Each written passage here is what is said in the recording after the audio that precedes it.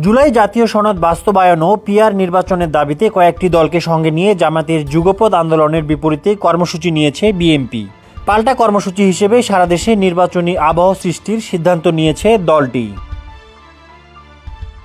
এছাড়া সংসদ নির্বাচনের জন্য প্রার্থী বাছাই, দলীয় ৩১ দফা ও ইতিবাচক কাজ প্রচার, ভোটারদের মন জয়ে বাড়ি বাড়ি যাওয়া, নির্বাচনী প্রতিশ্রুতি দেওয়া সহ বিভিন্ন কর্মসূচি পরিচালনা করবেন দলটির নেতারা। ওয়ালটন এখন দেশের সীমানা পেরিয়ে পৌঁছে গিয়েছে ৫০টিরও বেশি দেশে। ওয়ালটন, ঘরে ঘরে বিশ্বজুড়ে। বিএনপি মনে করছে জামায়াতের যুগপৎ আন্দোলনের উদ্দেশ্য নির্বাচনের আগে মাঠের কর্তৃত্ব নিজেদের দখলে রাখা এবং নেতাকর্মীদের চাঙ্গা রাখা। এমন পরিস্থিতিতে বিএনপি নিজ দলের নেতাকর্মীদের নির্বাচনমুখী করার কৌশল নিয়েছে। আগামী জাতীয় নির্বাচনে উভয় কক্ষে পিআর পদ্ধতি চালু, জুলাই সনদের অধীনে জাতীয় নির্বাচন সহ কয়েকটি অভিন্ন দাবিতে আগামীকাল বৃহস্পতিবার থেকে মাঠে নামছে জামায়াতে ইসলামী, চরমোনাই পীরের ইসলামী আন্দোলন বাংলাদেশ সহ একাধিক সমমনা দল।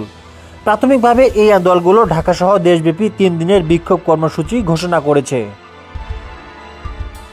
বিএনপি মনে করছে সরকার ও বিএনপির উপর চাপ সৃষ্টির কৌশল হিসেবেই এই আন্দোলনের কর্মসূচি ঘোষণা করা হয়েছে। তাই এর বিকল্প হিসেবে নিজ দলের নেতাকর্মীদের মাঠে নামানোর কৌশলকেই উত্তম বলে মনে করছেন বিএনপির নেতাকর্মীরা।